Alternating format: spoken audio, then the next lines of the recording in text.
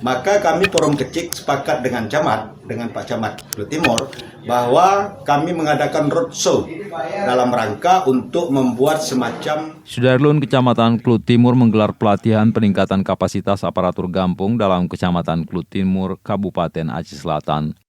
Pelatihan ini dilangsungkan di setiap Gampung dalam Klut Timur dengan waktu dan hari yang berbeda selama bulan Oktober 2021.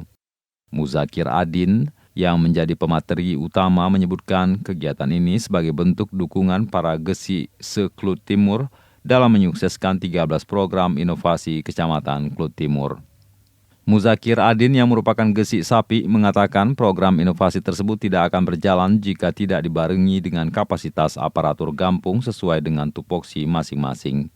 Sejak awal tahun 2021, Kecamatan Klut Timur yang dimotori oleh Gusmawi Mustafa sebagai camat telah meluncurkan 13 program inovasi untuk peningkatan pelayanan kepada masyarakat yang kemudian disebut dalam slogan Klut Timur Kitu Ngelayani. Untuk mencapai suksesnya 13 inovasi program Kecamatan Klut Timur tentu harus dimulai dari suksesnya tupoksi daripada pemerintahan aparatur Gampung.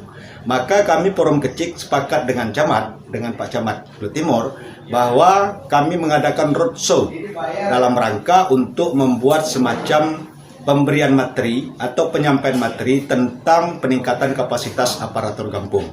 Dan alhamdulillah sampai pada saat saya berbicara saat ini sudah kami lakukan roadshow-nya pada Gampung Sapi, yaitu Gampung yang ke-7. Berarti ada 2 desa lagi atau 2 gampung lagi yang sudah terschedule, yaitu Gampung Payadapur dan Gampung Alai. Dari Aceh Selatan, Taufik Zas, Serambion TV.